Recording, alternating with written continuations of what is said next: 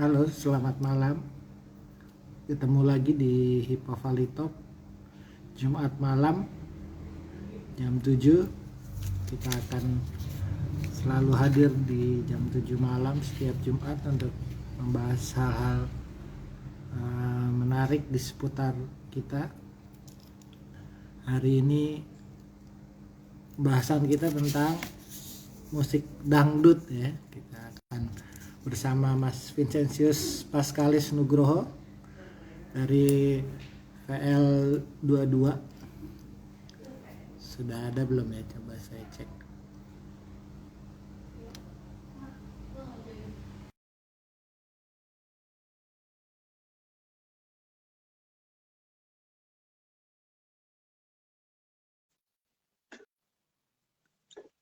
Halo, cek Mas. Halo. Kedengaran Ya, suara saya? terdengar Mas, terdengar. Ya. Nah, kameranya. Ya, Oke. Oh, wes juga datang dulu. waduh. Santai, boleh. Sambun Mas, Boleh sambil sambun minum. siap. Iya Mas. Siap. Aduh. Tapi jujur Mas, aku udah lama nggak ini ya Mas. Aku udah lama nggak ngomong bahasa Jawa loh. Oh iya, berarti kita ngomong Sunda ya. Aduh, upami kita mah biasa. Biasa. Jadi mohon maaf, ini buat para penonton kalau misalnya ada bahasa Jawa-Jawa yang ngoko atau seperti apa, sudah lama tidak berbahasa Jawa Mas. Oke. Oke.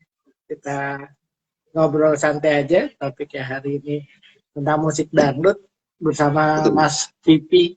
Boleh nih kenalan Oke. dulu Mas Vipi.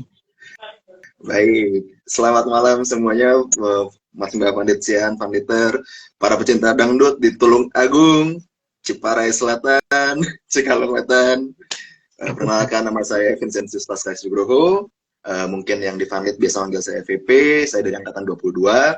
Di sini datang sebagai pelaku dangdut ya, dari OMC, Orkes Melayu Cengkaleng, bisa cek IG dan YouTube kita. Begitu, Mas. Oke. Dua-dua tuh apa? Vicedo ya? Dua itu ya angkatan saya di Pandit VP22. Oke. Dulu sejarahnya kayaknya anak floats ya? Iya Mas, sempat di floats dari kelas 1 2 3 sih Mas, di floats terus. Terus sekarang juga ada radio bahasa Korea, kebetulan pacar kan kerja jadi guru bahasa Korea dan perusahaannya punya semacam radio streaming gitu Mas. Jadi masih bergerak di radio juga. Oke, menarik. Jadi kalau Mas Vipi ini dulu kuliahnya di UPI ya? Betul, di UPI, jurusan pendidikan musik. S1-nya pendidikan musik, lalu sekarang sedang mengambil S2 ya? S2-nya lagi pendidikan musik juga Mas, sama di UPI juga. Karena UPI kan IKIP ya, jadi pasti majornya pasti pendidikan, SPD, MPD. Jadi langsung kita nih nggak main-main nih, nggak sekedar tentang musik, tapi musik yang benar karena dia mempelajari musik di bangku kuliah. Jadi berat gini Mas, pundaknya Mas langsung, waduh.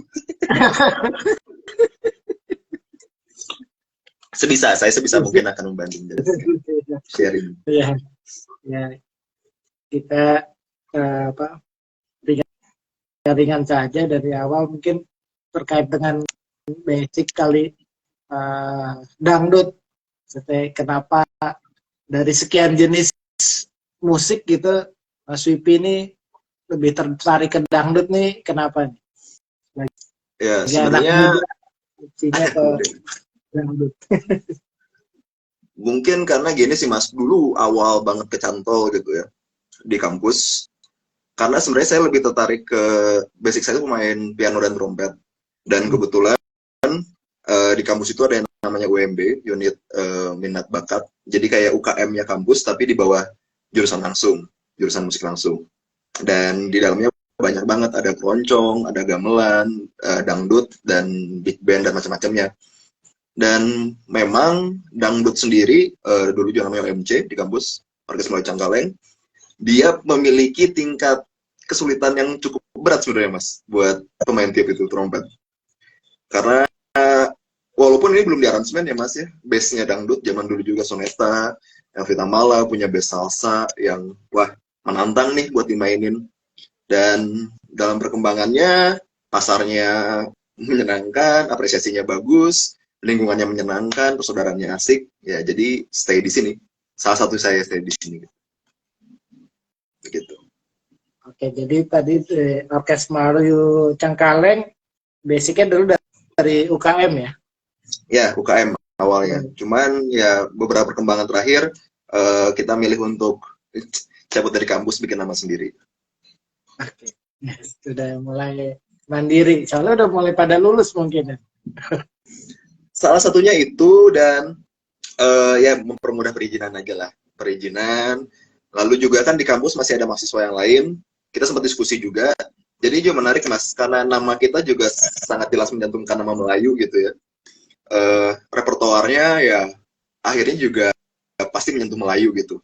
Jadi mungkin ada sedikit perkembangan yang ingin lebih eksplor lebih jauh lagi daripada Melayu sendiri gitu.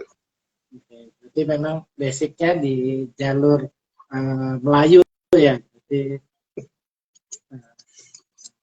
sebenarnya enggak juga, tapi tanpa disadari ya hampir setengah repertoar ya Melayu juga. Zapin, Nirmala, Laksmana, ya seperti itu terus. tapi ya belakangan kan terus Sapin dibawakan oleh banyak penyanyi-penyanyi muda, jadi kemudian bisa terangkat lagi gitu ya. Lebih terlihat lagi sih. Ya, jangan ya. Sebenarnya kan selalu didengarkan ya Mas ya. Contoh lah, kayak kalau di Bandung juga kalau misalnya kita naik dari angkot lebih panjang ke Lembang ya, pasti ada deh Sapin diputar sekali-sekali itu. Pasti ada. Jauh banget dari Lipajang ke Loh kan itu emang touring Mas. Niatnya touring. naik Damri kali itu. Naik Damri bisa. Dan kalau di Bandung kan kita punya radio ini ya Mas ya, Dahlia FM. Yang memang 24 jam dangdut terus kan. Jadi pasti keputer sih. Tapi tadi dangdut Melayu kemudian juga pasti ketika dikembangkan di Bandung ada bau-bau Sundanya ya. Iya, betul. Apalagi sebenarnya dulu juga sebelum dangdut juga kan, bukan sebelum dangdut lah, berkembang bersama dangdut juga pop Sunda juga besar kan. Yang Mika, Bungsu Bandung. Jadi orang Bandung, orang Sunda sendiri sudah punya musik yang folknya gitu ya mungkin ya Mas ya. Yang sama besarnya dengan dangdut gitu. Dan sekarang banyak nyampur, lumayan banyak juga. Ya, sekarang kan lebih terlihat ternyata kemudian dangdut punya banyak genre-genre, termasuk perkawinan dangdut dengan musik-musik daerah. Misalnya kalau di Jawa Barat itu kita punya tarling gitu kan, Tarling. Kalau turun di Jawa Tengah lebih banyak berbau keroncong dangdutnya. Yes. Bajidor juga kalau di Lembang-Lembang tuh Bajidor tuh wah, setiap malam minggu menyenangkan. Ya Bajidor, kalau di Jawa Barat Bajidor, nanti kalau di Jakarta Tanjidor. Tanjidor, nah itu kadang orang-orang suka ke-mix juga ya Mas ya, ketika saya pun awalnya gitu kan di kampus, nanti mah Bajidoran, saya pikir tuh Bajidor yang kayak yang kita tahu Jakarta gitu kan, pakai saksofon, muter-muter, ternyata beda. Ya Bandung sendiri, Lembang gitu ya punya Bajidor tuh ya, jadi intinya lagu pop Sunda, dangdut, tapi dia punya gamelannya sendiri gitu, yang wah ada yang bilang malah istilahnya tuh kayak EDM-nya gamelan gitu, emang hip hop banget gitu, disco banget gitu Mas. Jadi ternyata nggak cuma sekedar klasik dangdut, kemudian sekarang sekarang sudah berkembang. Kalau dulu zamannya Pade-Pade, Bude-Bude, kita bicara tadi Evita Mala, Rhoma Irama, sekarang kita punya banyak varian dangdut gitu. Jadi banyak genre keluar ini kira-kira karena kebutuhan pasar atau memang ada apa nih Mas melihatnya? Banyak faktor Mas, tapi kalau misalnya saya pribadi, karena mungkin juga dekat dengan para pelakunya, ada yang karena faktor kejenuhan juga Mas. Kejenuhan karena mungkin dia sudah cukup lama di situ, bermain dengan genre itu, dia pengen mengeksplor lebih jauh lagi, ya agar fresh aja. Tapi ya faktor pasar juga tidak bisa dipungkiri, memang ada gitu kan. Akhirnya, walaupun saya rasa dangdut sudah punya pasar, walaupun tanpa mengambil pasar yang ini gitu kan, tapi dia expanding lagi agar bisa mau diterima. Contohnya ya, contoh Synchronized Spice kemarin ada Phil Koplo. Phil Koplo kan basicnya DJ kan, tapi dia nge-remix remix dengan lagu dangdut. Juga Wika Salim, banyak lah. Tapi dengan Wika tujuan Salim, ya expanding pasar juga ada. Pasti di note ya Wika Salim ya. Wah. Wika Salim pasti tahu semua. Karena melihatnya kan fenomena bahwa dangdut awalnya lebih banyak sebagai apa? Lagu orang pesisir gitu, lagu yang mungkin bukan jadi pilihan terutama anak muda, tapi hiburan bagi masyarakat lebih tua dan di kalangan lebih bawah. Tapi sekarang dengan mix tadi dengan DJ performance dan segala macam, kayaknya kastanya jadi bisa lebih naik begitu ya.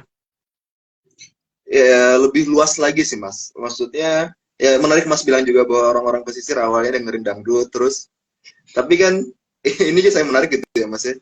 Saya itu kan dulu di Funlit ya pas tahun berapa? 2012 ya. 2012 dan balik lagi ke Bandung 2015. Ketika bertemu anak seumuran saya gitu ya, mungkin kalau di Funlit kita ngomongnya apa sih?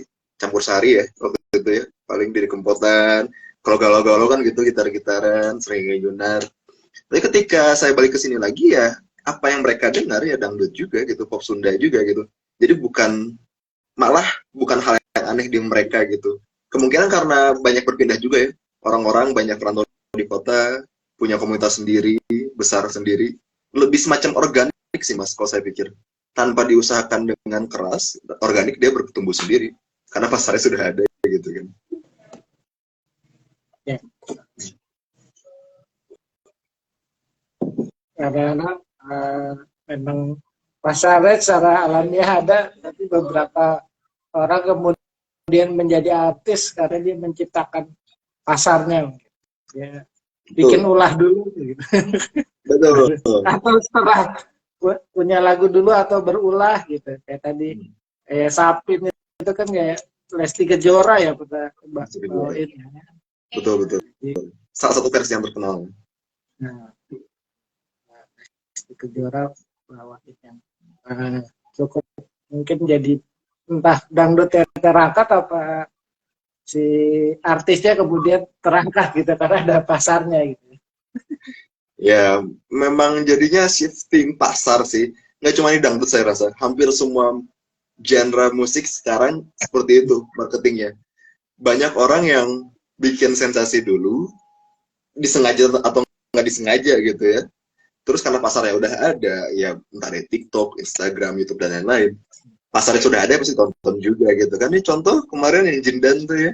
Jindan yang dukun, terus yang cekmek gitu kan. Pasarnya udah ada, dan pasti view langsung ada. Tapi menurut saya itu hal yang nggak bisa dipungkiri sih Mas. Ya gimana lagi, memang seperti itu perubahan zaman ini.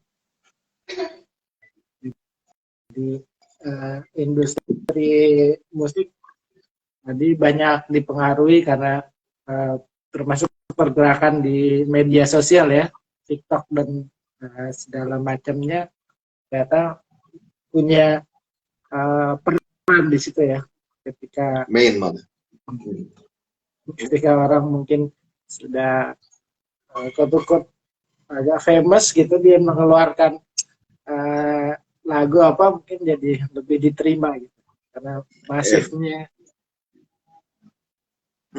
Saya juga tadi kepikiran ketika di jalan ya mikirin soal obrolan ini gitu ya Mas ya, kenapa dangdut juga bisa mudah diterima oleh masyarakat gitu pada umumnya Indonesia gitu ya. Mau di hari kita coba dilempar dangdut ke orang Indonesia pasti 80% suka, pasti lebih 50%. Kenapa? Karena saya ternyata tiba-tiba muncul di kepala bahasa seperti ini. Karena dangdut itu jujur, murni, tanpa pretensi gitu Mas. Dalam arti, orang kalau mau denger dangdut, ya denger musiknya. Contoh aja Mas, sekarang saya ajak, Mas, ayo kita gas ibu, mau ngapain nonton dangdut? Nggak akan nanya artisnya siapa. Nggak akan nanya acaranya apa. Asal ada dangdut, orang pasti datang.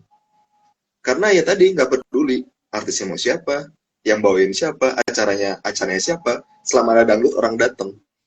Dan karena pasarnya semenerima itu, chance orang berkembang pun juga banyak di dangdut. Ya udah, bikin aja dulu cover, bikin aja dulu main. Pasarnya pasti menerima karena yang disukain bukan spesifik artis, musiknya sendiri gitu.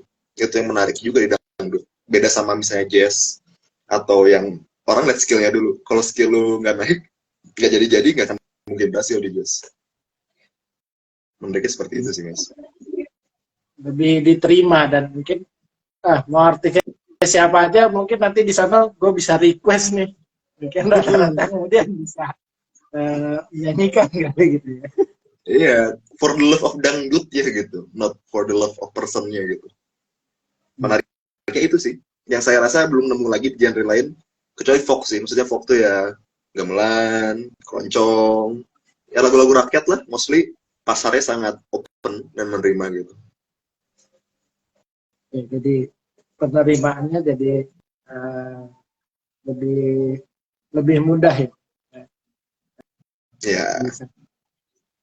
Karena ya kalau bicara orkes kan kemudian dengan full komposisi instrumen di beberapa tempat kemudian kan orang tinggal bawa organ tunggal aja selesai kalau mau dangdutan kan, mau di acara sunatan, kawinan, jadi itu mungkin lebih banyak memasyarakatkan musik dangdut ya. Karena lebih sering terdengar untuk banyak event gitu, nggak harus di panggung-panggung besar. Iya, dan ya kalau misalnya orkes saya pribadi kan orkes Melayu Cangkaleng itu dia formatnya berkiblat ke soneta kan. Ke soneta dengan satu gitar, dua keyboard, satu keyboard yang main pola piano, satu keyboard yang main pola string. Jadi yang string khusus satu gitu. Pasti orang-orang yang punya chord PA, Yamaha PSR 9 itu pasti orang-orang string tuh. Yang punyanya piano berat pasti anak-anak piano. Dan tiupnya rata-rata sih pasti trombon, trompet, sakso 2. Itu format soneta pun seperti itu sekarang. Roma Irama masih seperti itu juga. Dan ternyata juga saya kaget dulu tuh, ya baik lagi gitu Mas ya, pertama kali, gila, dangdut ini klasik banget ya di kampus. Yang biasanya nggak ada trompet dan bukan cuma niup doang lagi, susah gitu.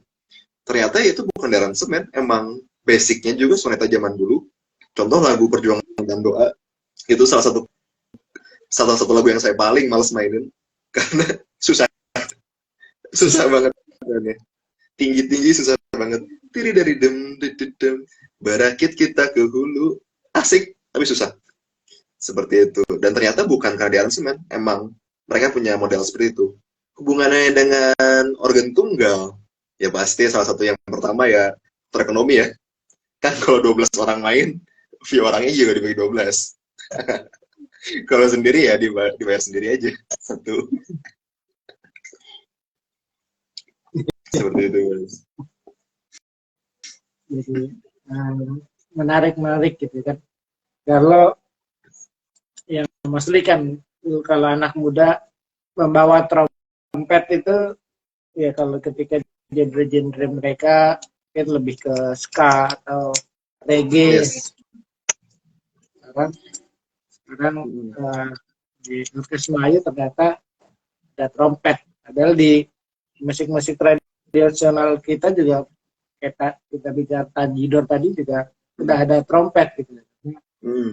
Ketika belakangan itu tidak banyak yang melirik, akhirnya lewat orkes Melayu orang mulai melirik itu lagi.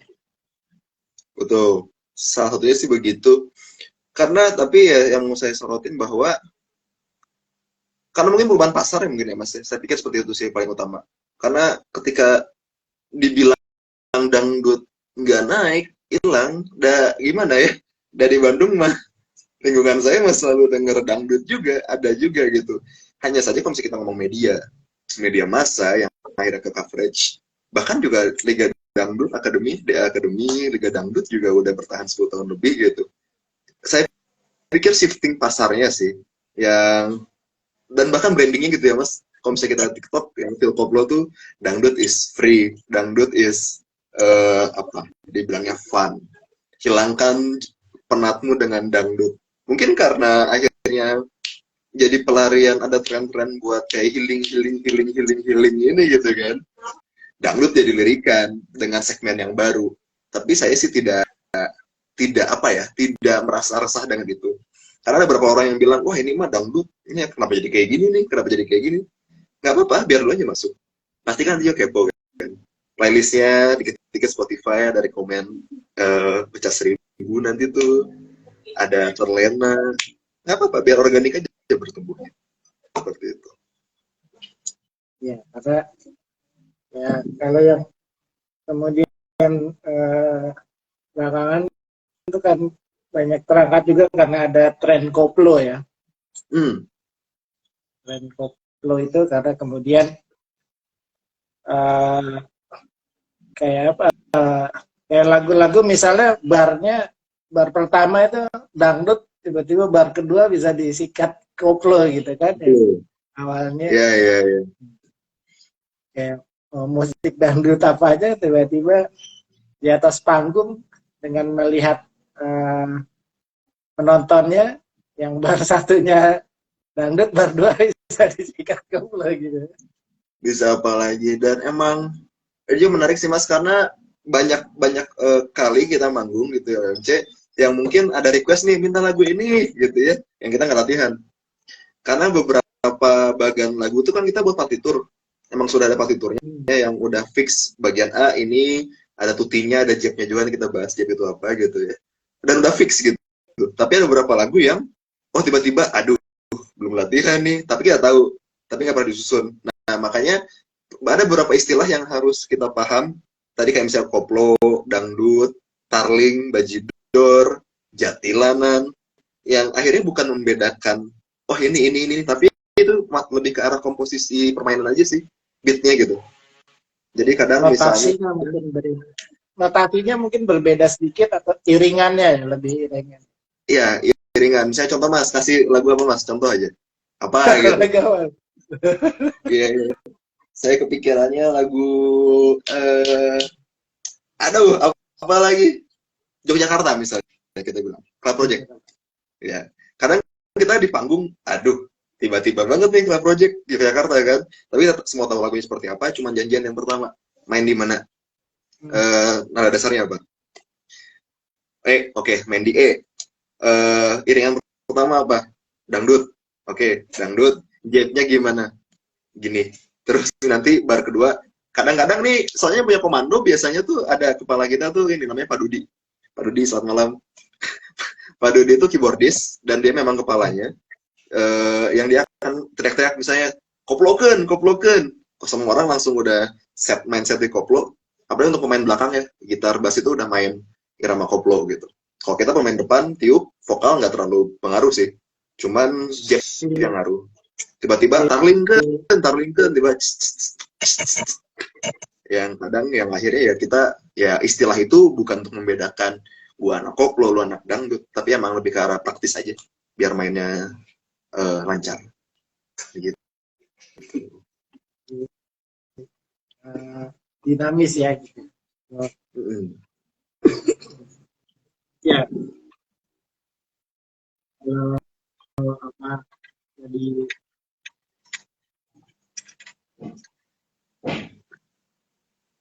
ini lumayan banyak juga yang gabung ya Mas ya, ternyata. Gimana? Yang gabung lumayan banyak juga ya. Oke. Setelah apa namanya? Kalau mungkin juga tadi di Jawa Barat dengan model gabungannya dengan Tarling atau di apa di Jawa Tengah juga punya genrenya sendiri. Tadi misalnya dengan yang ya tadi bicara yang digabungkan dengan keroncong ya, caranya almarhum Didi Kempot, kemudian mengangkat dangdut lebih luas mendapatkan pasarnya gitu. Maksudnya yang dulu ya mungkin bicaranya sama-sama tentang sakit hati, tentang apa, tapi dibawakan dengan beat yang berbeda. Sama aja kayak Melayu kali ya. Maksudnya Melayu bukan lagu Melayu kayak Zapin ya. Kayak Melayu ST12. Eksis mungkin zamannya Mas ya. Manis di bibir. Nah itu kan kayaknya lagu-lagu melankolis dan bernuansa yang nyentuh hati itu orang pasti suka. Kayak begitu. Ya, karena dulu kan banyak juga ada masuknya dari Malaysia kalau dulu kan. Yes. Begitu boomingnya lagu Isabella mungkin waktu itu. Waduh. Isabella, Fantasia Bulan Madu, apalagi jadi Permadani. Lagu-lagu ini Mas, mungkin lagu-lagu bus yang lintas provinsi, nah itu. Ya, dari Melayu gitu yang lebih Melayu kayak Laksamana Raja di Laut mungkin yang kemudian membawa itu jadi ngetrend di pasarnya jadi begitu hidup gitu kan ya. Kalau orang yang lebih modern mungkin di bagian Jawa Tengah sana mungkin juga sampai ke beberapa bagian misalnya seperti Denny Caknan gitu kan. Darboy Gang dan segala macam. Iya, saya tuh jujur nggak terlalu denger Denny Caknan ya Mas sama Darboy Gang itu, tapi pas kemarin tunjukin sama temen ya, wah gila sih, produksinya nggak main-main, nggak sih, modern, modal, mixing masteringnya bener gitu ya. Ya bukan kayak, bahkan saya rasa udah bukan ciri khas analog mastering gitu ya, yang dari mixer terus kayak jadul gitu, enggak, tapi ini udah modern, pakai DAW dan lain-lain. Dan ya ini juga saya mau mengutip yang komen nih, ada Mas BBG11, inilah alasan dangdut laku. Karena kalau orang Indonesia sakit hati, bukannya nangis tapi dijogeti. Loro hati dijogeti. Mas BBG11, 2022. Jadi sakit hati itu nggak perlu direnengin ya, tapi di wah, mumet Mas. Diingat-ingat, nangis, soyo mumet, wes, joget ayo. Aduh. Oh iya Mas, saya jadi ingat tadi kan saya sempat nyebut Jeb tadi ya, yang di istilah dangdut. Jeb kalau buat genre-genre lain mungkin lebih populer dengan tutti kali ya. Tutti kalau anak klasik, anak pop pasti pahamnya dengan tutti. Tapi ya ini menarik juga, yang salah satu yang bikin saya kecantol gitu ya dengan Jeb itu karena jadi ya buat sedikit ini juga yang nonton, Jeb itu mungkin lebih tahu dengan tutti, tapi diambil dari istilah tinju ya, jab strike gitu kan, karena rasanya itu karena ketampol. Kalau misalnya teman-teman suka dengar kayak jaja, jaja, jaja, nah itu kan jab namanya. Dan mungkin yang Pak Bambang mungkin ya, Pak Bambang tuku gedang, tuku. Itu Mas, aku pernah main Mas, ditulis notasi Mas, ditulis notasinya sampai ditulis segitunya, karena memang akhirnya jab itu harus bareng dan terkonsep karena yang main bareng kan semuanya kan. Salah satunya yang paling edan jabnya tuh yang menurut saya gitu ya, Mas Galih Jazz Drum di Bandung, bisa dicek, mumet, mumet. Karena dia basicnya drum jazz juga kali ya. Jadi banyak yang tricky. Seperti itu istilah Jadi jam. banyak dibutuhkan ini juga ya, keahlian buat ngulik akhirnya ya. Karena kan Dan latihan. karena sekarang variannya begitu banyak, ketika kamu nggak bisa mencirikan permainanmu, akhirnya anggap sama-sama atau lebih ngikutin orang lain gitu.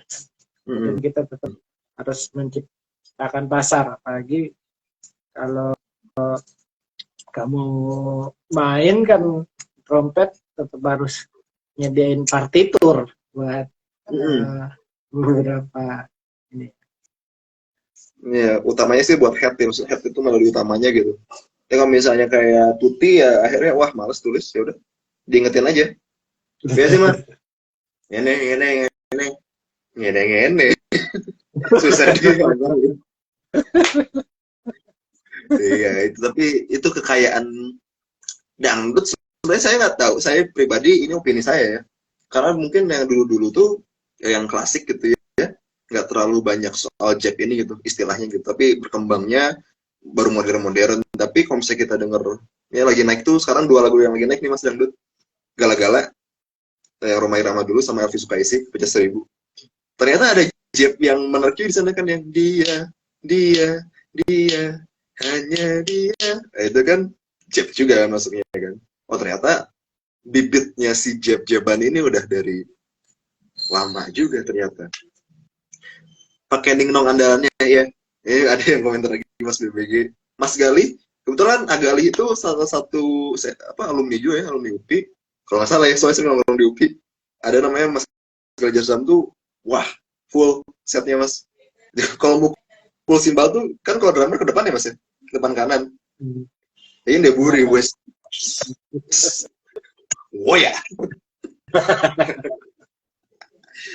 Itu juga gimmick yang menarik juga. Ya, mungkin tadi kayak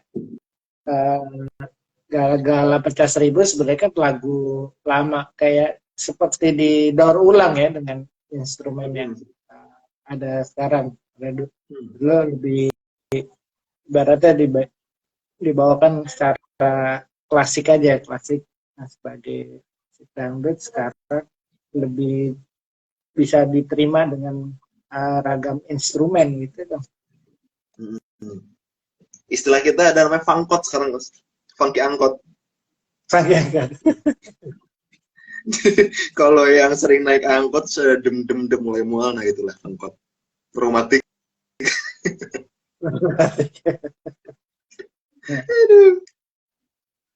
Tadi bicara jet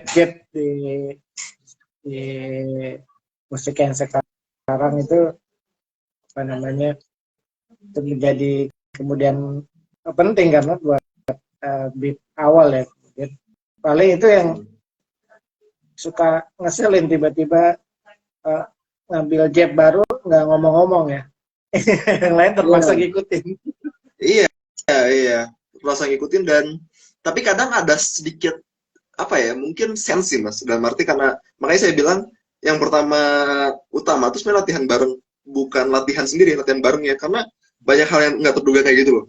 Kadang ada yang celutukan bercandaan gitu ya, misalnya anak-anak dengerin Metallica kan ada satu jab yang bagian Fade to Black itu kan yang kayak sukses derdat. Tapi kalau misalnya kita tahu, oh ini asalnya dari mana nih, jadi kita punya sense sendiri nyambungnya kemana gitu kan. Jadi banyak hal yang pengennya sih dia agaknya dipotong aja gitu ya karena ngerjainnya, tapi kan nggak mungkin ya. Akhirnya tapi enjoy aja.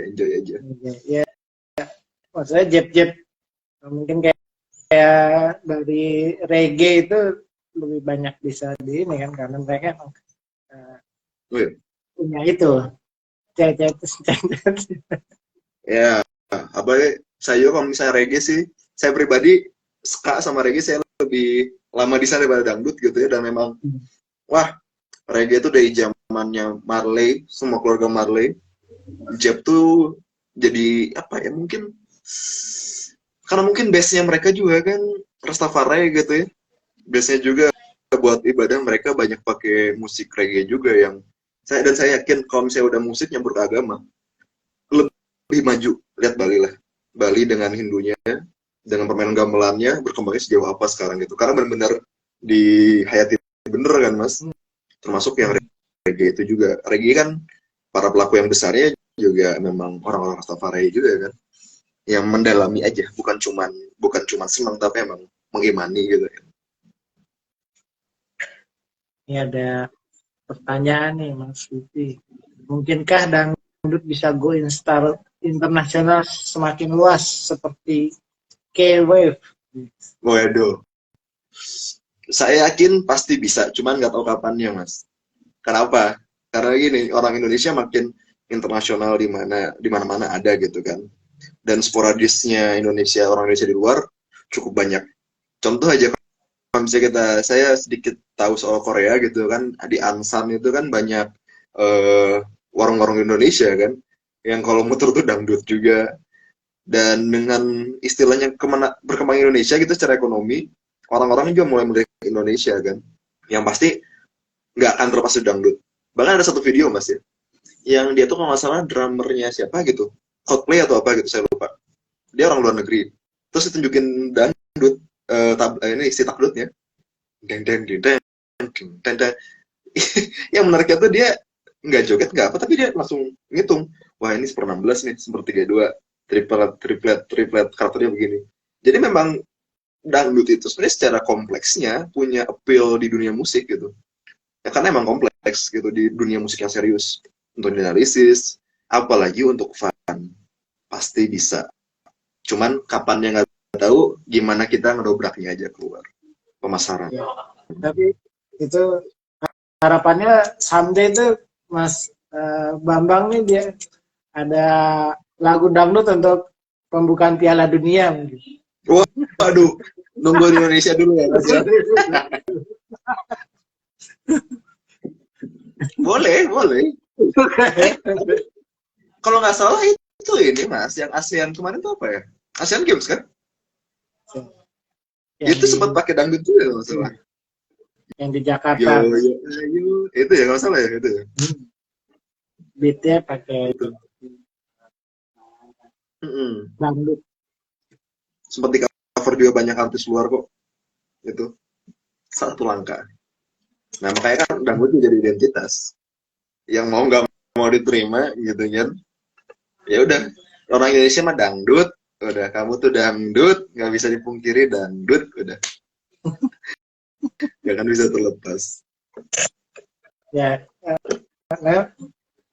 jadi bicara itu, jadi ketika waktu itu dipopulerkan Project Pop ya, bilang dangdut is the music of my country, kayaknya pas gitu. Pas banget, bahkan itu saya nggak tahu sih. Saya tuh ingat itu mungkin tahun 2004-2005 ya. Saya tuh ingat masih SD aja itu keluar tuh. SD, mungkin Mas Bambang sudah punya anak 3. Nggak tahu. Saya tuh masih kecil banget. Dan saya rasa itu juga bukan zamannya emasnya dangdut gitu. Bukan zamannya dangdut lagi gencar-gencarnya, tapi tetap jadi identitas gitu kan. Tanpa disadari gitu. Sekarang pun nampaknya juga kita nggak perlu bahas ini juga faktanya. Yang lagi naik di TikTok apa sih? Ya gala-gala gitu ya. Terus juga episode 1000 runtah. Mas buka apa? HP apa? TikTok, Instagram, YouTube ada. Aduh, halus nih, halus. Kalau bukan dangdut apa lagi gitu. Kemudian juga banyak cover-covernya di YouTube ya. Nah tapi itu sedikit yang ya kurang tahu juga lah soal copyright dan macam-macamnya gitu ya. Soalnya kalau setahu saya soal copyright itu kan kalau secara internasional yang kayak musik klasik, kenapa banyak yang pakai buat sampling kayak di Korea, buat lagu K-pop tuh banyak pakai Bach, Mozart, karena copyright itu 50 tahun udah punya publik gitu. Dia buat 50 tahun dia nggak bisa klaim lagi udah punya publik. Tapi kan kalau sekarang yang lagi rame kan juga kayak kotak tuh ya, udah punya kotak, lagi perang sama kotaknya. Tapi kalau misalnya yang saya tahu tuh, kalau orang Bandung mungkin tahu acara ngobrol sama Budi Dalton. Di sana juga uh, Duel Sumbang sebagai yang punya lagu gitu ya ngomong, ya nggak apa-apa mainin aja. Jadi akhirnya itu mah balik lagi. Dan untungnya nampaknya sih terbuka banget ya. Sampai sekarang saya nggak pernah denger yang adu copyright tuh. Yang diklaim ini, diklaim itu ya. Hampir nggak pernah sih. Ya, mungkin karena masih dipakai di dalam negeri, terbatas dalam negeri. Mungkin kalau udah itu dipakai mendunia, mungkin duitnya berasa, mungkin ada tuh. Mungkin. Tapi baiknya juga kayak gitu ya Mas ya. Sekarang kita pakai lagu yang terkenal dulu, gitu kan. Nggak apa-apa, itu nggak usah dimonetize juga nggak apa-apa. Karena ya kita nyarinya pasar, value-nya kan. Orang udah kekumpul pasarnya, baru kita keluarin lagu kita. Itulah marketing musik 2022. Hampir semuanya seperti itu.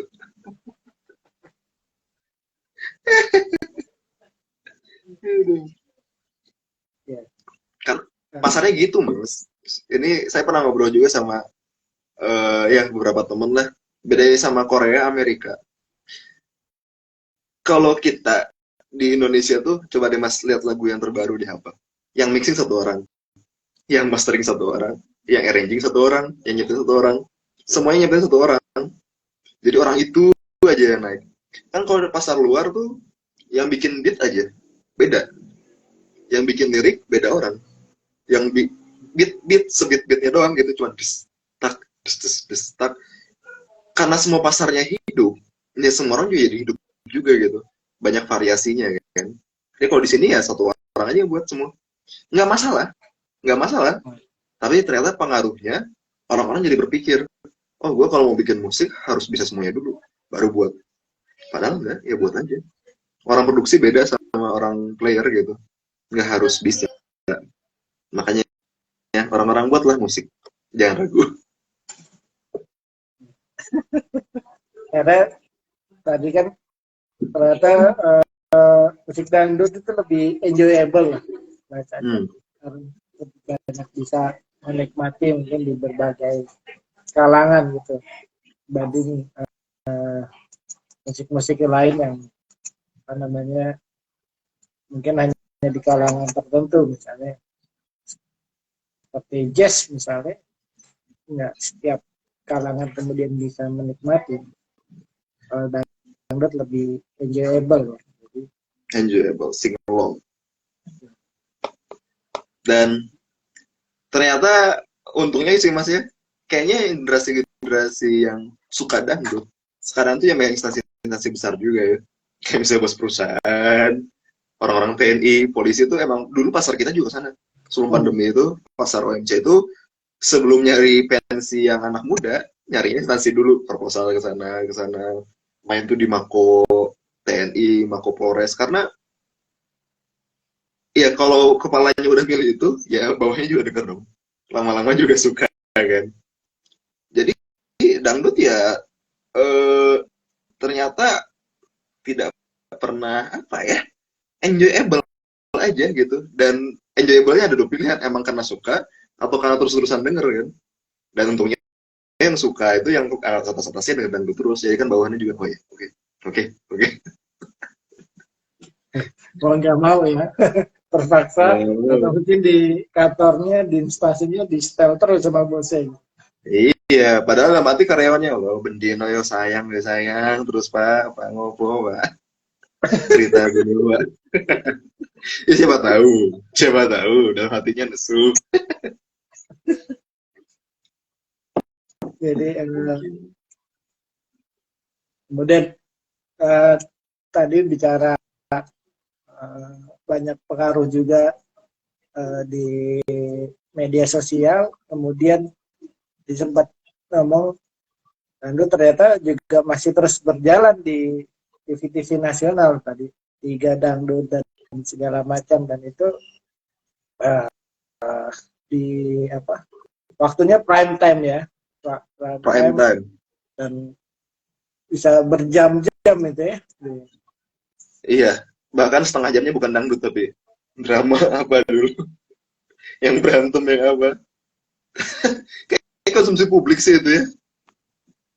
Nah, jadi kemudian uh, dikemasnya dengan berbagai macam, dengan termasuk drama-dramanya.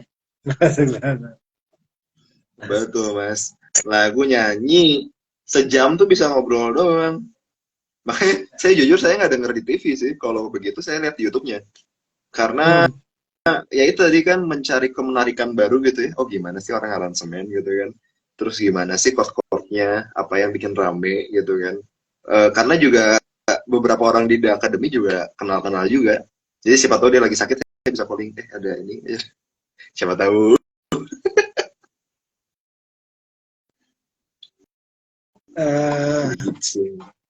Apa namanya, juga tempat jadi bisnis dangdut tuh juga menjadi tempat beriklan juga tuh, dengan acara-acara itu beberapa produk masuk acara maupun kemudian menjadi sponsor kegiatan-kegiatan. Mungkin dari yang tadi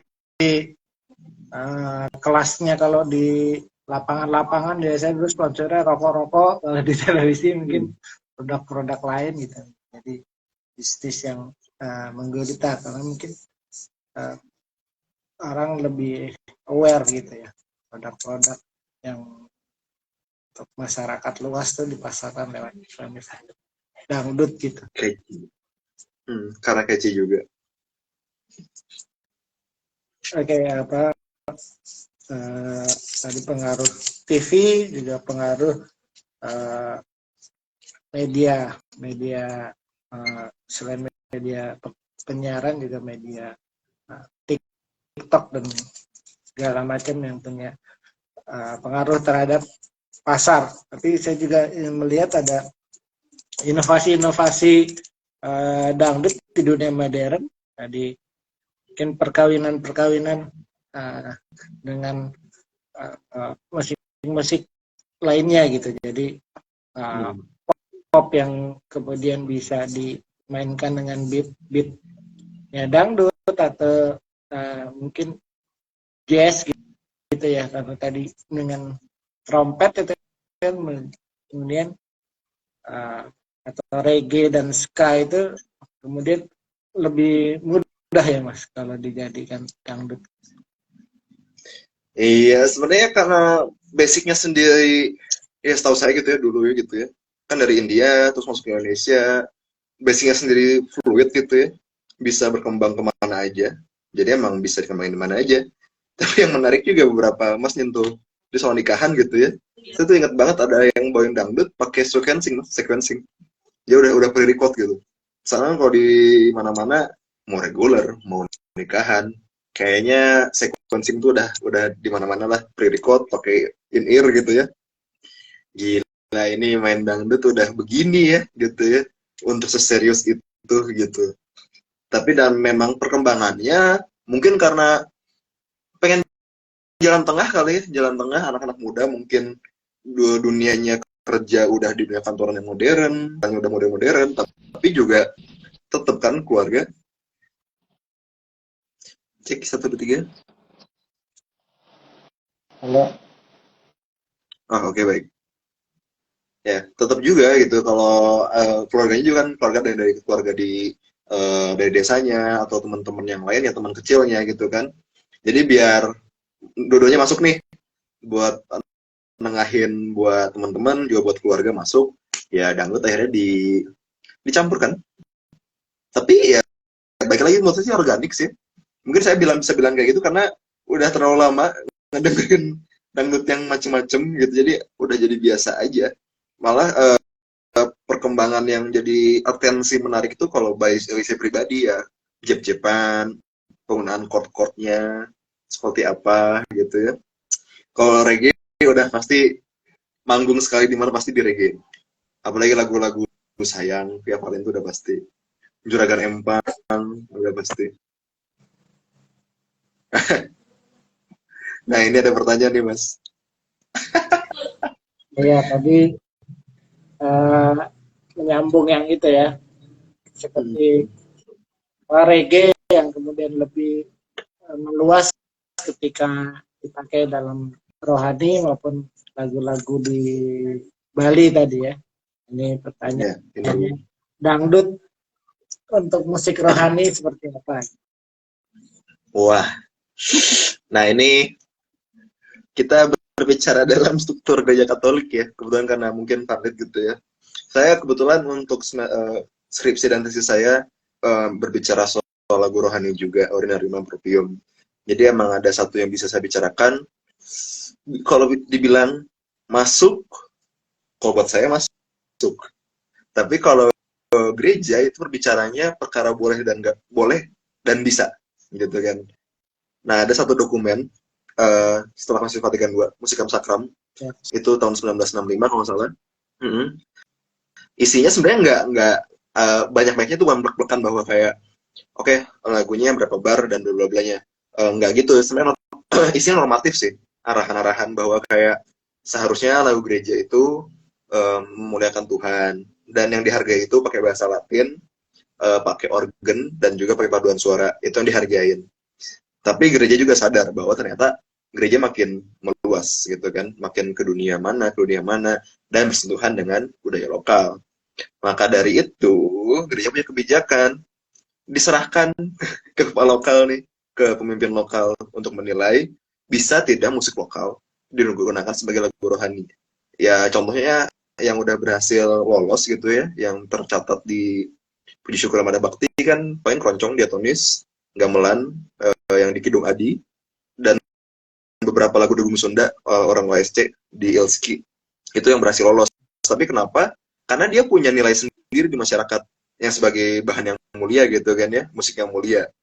Tapi kalau dangdut, nah ini yang perlu pengkajian lebih yang saya tidak bisa bilang apakah bisa apa enggak. Untuk ordinarium kan, ordinarium itu Agnus Dei, Sanctus, Pater Noster, Gloria, dan Sanctus saya udah bilang tadi ya, Kyrie, itu kan dipakainya buat ibadah juga kan. Kayak nggak, dangdut kayaknya nggak bisa masuk deh. Dan kayaknya juga melihat perkembangan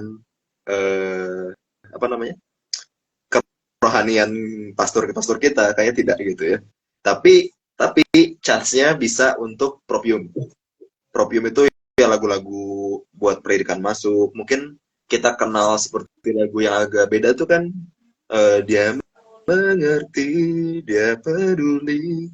Sebenarnya tuh di struktur lagu Katolik tuh nggak ada kan arahannya seperti itu dari gereja sebelah gitu. Tapi bisa terima juga, dan kenapa nggak dangdut bisa masuk. Bahkan juga Mazmur juga bilang kan, zaman David dulu, zaman Daud, pujian-pujian Mazmur disembahkannya dengan kecapi gitu ya, dengan kendang dan kecapi gitu ya. Bahkan ya ada ya, kalau misalnya nyari di YouTube juga masih banyak itu pujian-pujian Ibrani gitu ya. Dia emang sebit dangdut itu juga gitu. Tapi akhirnya kan kita tidak bisa, istilahnya gimana gitu ya, ya kita cuma bisa ngebuat aja. Kalau itu akhirnya diterima ya bagus gitu. Maju saya juga buat juga lagu gereja, dan emang ngobrol sama Pastor Riston OSC. Kalau mungkin yang orang Jawa Barat Bandung tahu beliau, Pastor Riston, Pastor Hermanto, dua orang ini yang paling takutin soal hukum.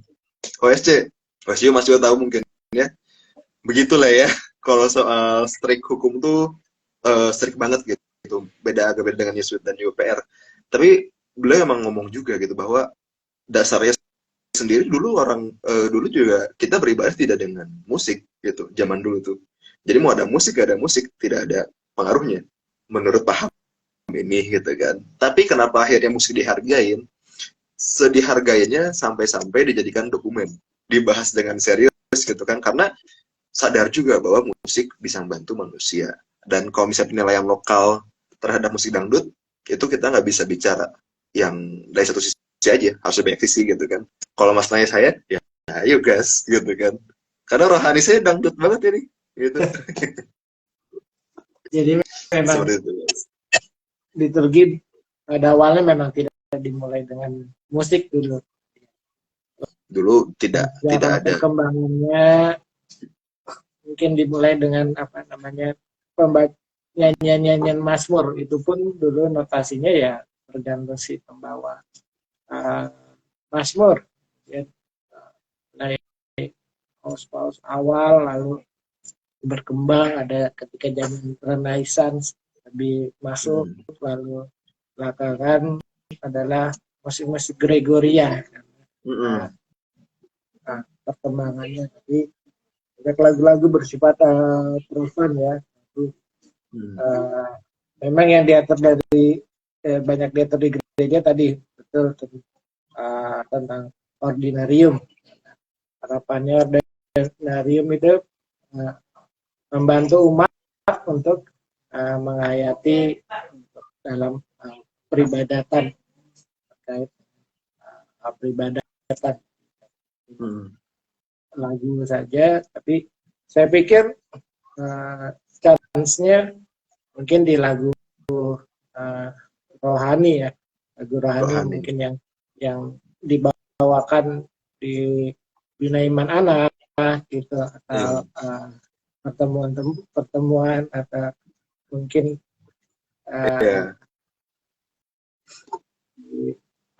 bukan peribadatan, bukan dalam peribadatan langsung gitu. Ya, gini Mas, ada juga tuh kalau misalnya kita buka buku organ-organ zaman dulu gitu ya di gereja tuh ada namanya Missa Breve. Missa Breve itu buatannya Mozart. Nah, sebenarnya Missa Breve itu tidak pernah diakuisisi sama gereja gitu. Tapi ya Mozart bikin aja. Aku pengen bikin ordinarium nih, Kyrie, yang akhirnya walaupun tidak diterima gereja karena mungkin ada beberapa nada yang tidak sepaham dengan nada gereja, tapi tetap terkenal dan niatnya tetap memuliakan Tuhan. Jadi buat aja. Saya juga pernah ikut lomba Pesparawi, Mas. Pesparawi Jabar. Saya tuh juara 1 bikin lagu rohani pakai bahasa Sunda, pakai pop Sunda. Ya nggak apa-apa. Akhirnya nggak dipakai gereja nggak apa-apa. Cuman ini apa yang saya dorong orang-orang, apalagi orang Katolik muda gitu ya. Kadang bikin musik itu tabu gitu kan, bahwa nggak boleh nih, nggak boleh pakai kendang, nggak boleh pakai gitar, nggak boleh pakai apa.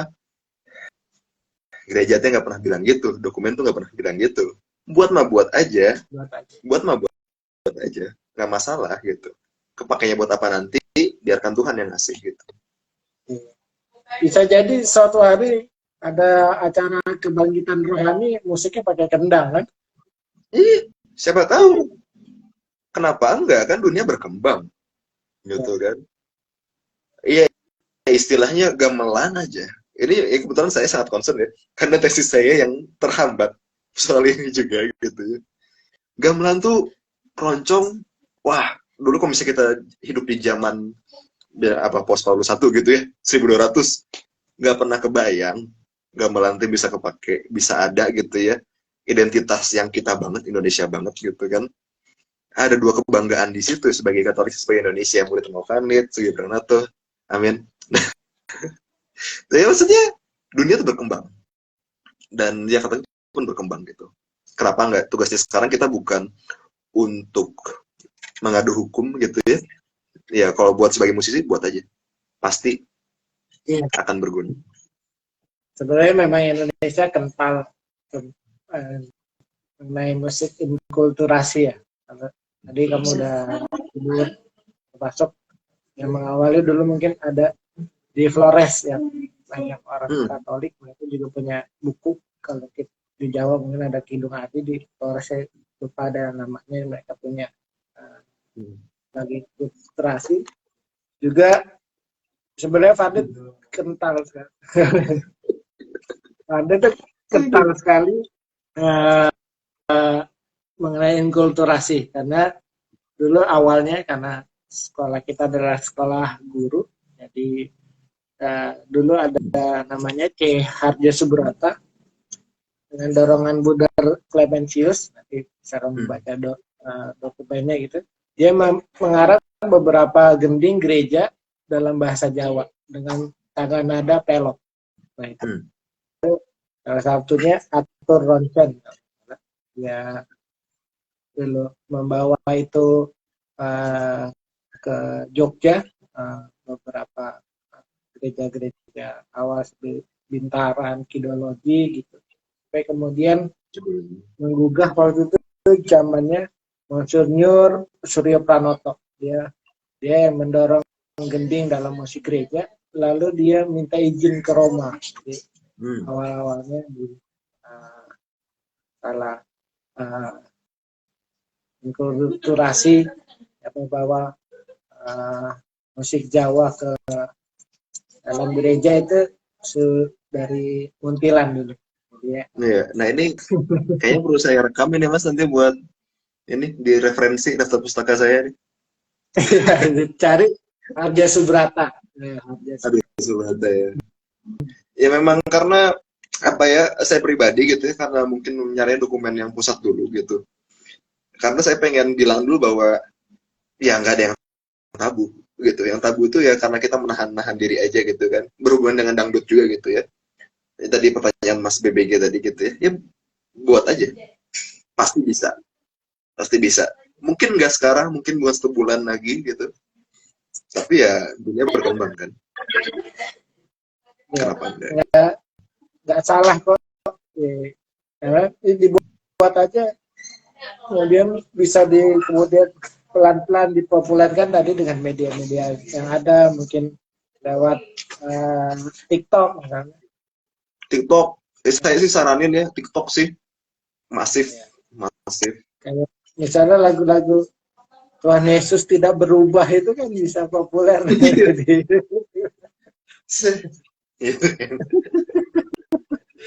itu juga. Mas pernah dengar nggak Mas lagu itu Mas? Sebelum di TikTok lagu itu. Tuhan Yesus tidak berubah. Pernah dengar Mas?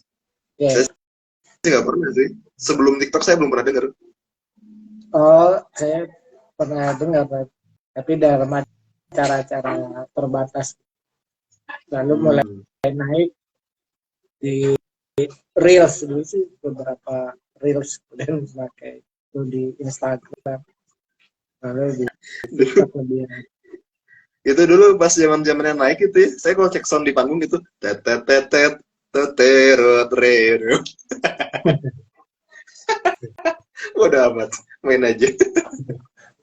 Maksudnya kan kemudian ya itu tadi, kalau masuk jadi ada mungkin bakalan ada jab-jab yang lebih Katolik gitu.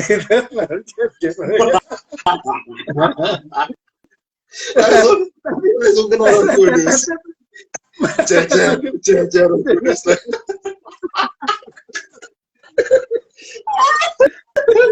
Wadaw. Tapi masuk juga sih Mas. Ada terkena jab Roh Kudus, boleh juga sih, itu konsep banget itu. Visualnya aneh banget saya bayanginnya, aduh. Aduh. Bener. Boleh banget sih. Ini jokes-jokes yang sudah di ujung jalan nih ya. Penonton mantap. Bulan lalu saya rasa kan juga ada angkatanmu yang juga bermusik di Jakarta juga. Joshua tuh dia mengisi acara kemarin di acara OMK di KAJ. Oh, oke. Ya, kalau dia memang ini Mas. Dulu tuh sahabat saya di Panit ya, dia itu bermusik itu. Yang inget nggak Mas, ada Miskam, ada di zaman Mas ada Miskam, Misa Kampus yang 3 angkatan. Nah, itu kan kalau zaman saya padu adu aransemen kan. Dan memang Joshua yang akhirnya selalu di malam tuh bareng sampai pagi. Akhirnya Joshua ke isi Jogja. Saya ke Mertoyodan. Ke Mertoyodan dulu tapi nggak lanjut. Akhirnya ke UPI. Yang akhirnya saya sih respect banget sama Joshua. Kalau ada Joshua, halo. Beliau passion banget di musik. Teorinya paham banget. Cintanya akan gereja, akan musik, keren banget. Hormat ya, Joshua. Itu sih kenapa saya bilang. Karena bulan lalu saya lihat Joshua di acara OMK KAJ ya, Kesukaan Agung Jakarta. Saya rasa itu buat challenge buat Vivi tuh. Kalau Joshua aja bisa naik panggung. Waduh. Nanti Vivi bisa membawa orkes dipopulerkan di orang muda Katolik. Ya, pengen mah ada Mas. Kepengen mah ada.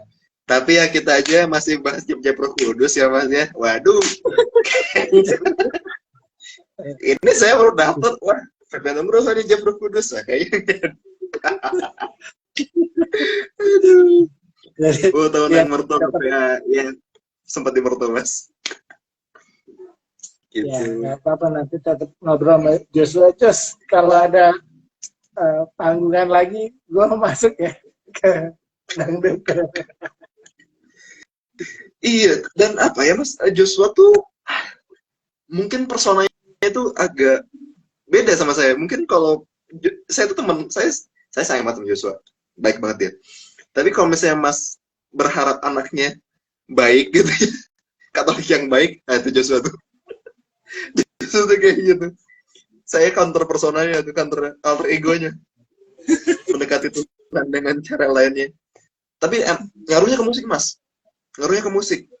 Jadi touch feelingnya Joshua itu musik-musiknya tuh menyentuh banget. Jadi kadang dia nggak perlu bikin yang gimana, permainan pianonya bagus banget. Kalau saya lebih ke arah musik yang aneh-aneh lah, kaget-kaget gitu kan, kayak gimana. Joshua, ayo kita ketemu, udah lama gak ketemu. Saya sempat ngobrol kemarin sebelum dia naik ke panggung. Joshua. Udah di Jakarta lagi sekarang ya? Kemarin di Solo kan dia? Ya, di Jakarta lagi. Jadi itu ditanyain sama Mas Bambang, ternyata masuk KPA nggak mau pengaruhi musiknya. Ya, saya juga nggak terlalu lama di sana gitu. Memang yang saya itu seleksi 4 orang. Saya, Billy, Tocil, sama Vilas. Yang lagi cuma Vilas sekarang. Vilas sampai sekarang di Jakarta. Karakter Yesuit. Vilas sampai sekarang. Oh, saya dulu tuh pengen banget masuk Yesuit, Mas. Yesuit itu adalah pastor-pastor idola ya. Termasuk Romo Sindunata yang bikin Anak Bajang Menggiring Angin. Ya, Romo Vandit sendiri gitu ya. Terus Carl Pierre Edmund. Ya emang nampaknya, wah ini aku bisa kemana-mana nih gitu kan. Bisa lebih berkembang lagi. Jalannya di UPI Bandung. Baik deh Abi Kacimaki. Oke. Gak terasa kita udah 1 jam lebih. Mas Vipi ada yang mau dibicarakan lagi terkait musik dangdut? Pengen promosi aja Mas. Jangan lupa follow IG kami @OM Cangkaleng dan YouTube kami juga OM Cangkaleng juga. Soal dangdut sebenarnya nggak usah dianggap serius gimana. Dangdut itu cukup dinikmati aja. Karena makin dipikir, makin kemana-mana, yang paling bener tuh dinikmati aja. Karena ingat kata saya, dangdut itu jujur, murni, dan tanpa pretensi. Hasil dengan pakai hati dan telinga yang nyaman. Begitu Mas. Iya, karena sekarang udah, tadi kan kemarin teman saya ada yang berantem sama temennya gara-gara temennya berangkat konser Denny Caknan, dia nggak diajak. Wow. Gitu, itu merusak persahabatan banget ya. Jadi tetap nikmati dangdut bersama-sama, karena ternyata dangdut tuh kata Mas Babang universal, bahasanya Mas Vipi lebih enjoyable. Jadi tak loro-loro hatimu tetap digoyangke. Siap. jadi karena orkestra kita tadi ternyata ketika senang, ketika sedih, atau suasana hati apapun, ternyata tersedia musiknya di dangdut. Jadi silakan menikmati. Terus kata Mbak Dipe tuh ciamik banget, dangdut itu jujur. Ini ada penikmat dangdut perempuan ya. Betul Mas. Lagu galau hati. Jadi buat teman-teman yang kemudian banyak terinspirasi dengan dangdut, silahkan dibuat saja lagunya dengan gayamu dengan ini, karena diterima atau enggak itu pasti belakangan akan mendapat tempatnya gitu. Silahkan pergunakan media-media sosial apapun, terutama TikTok tadi yang mempromosikan kamu juga. Kemudian kalau memang berasa mumpuni, silahkan mengikuti liga-liga dangdut. Begitu. Jadi ada pesan-pesan terakhir, pesan terakhir.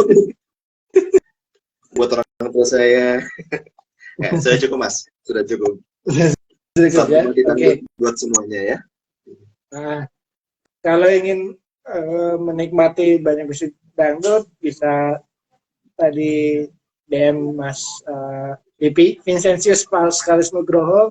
Bisa cek juga IG-nya OMC, Orkes Melayu Cengkareng. Om Cengkareng, ada IG-nya juga, ada YouTube-nya. Silahkan. Juga misalnya ada acara yang ingin dihibur sama Om Cengkareng, instansi-instansi, silakan DM gitu.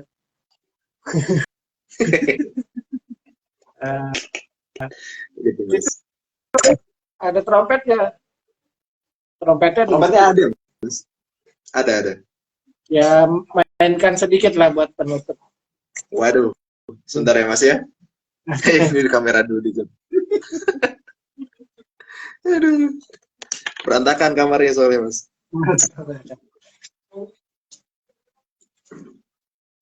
Tapi main trompet nih kalau belum pemanasan Mas, waduh. Ya. Main dulu ya.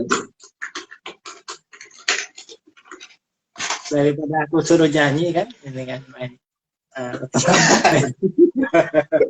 Bener juga sih Mas, bener juga.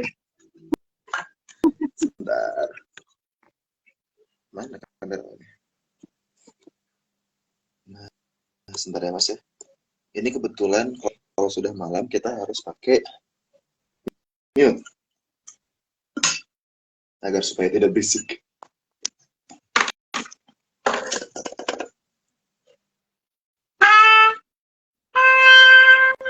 Ada suara Mas ya? Ada.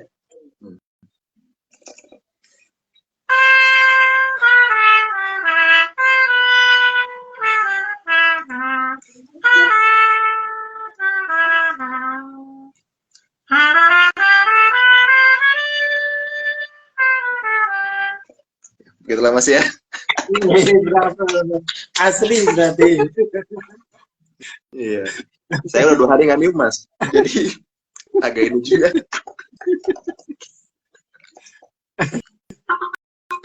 Begitu Mas. Oke. Thank you Mas Pipi. Nanti kita ngobrol lagi dengan topik-topik yang lain yang lebih menarik. Terima kasih untuk hari ini. Salam. Baik. Dadah semua. Terima kasih Mas.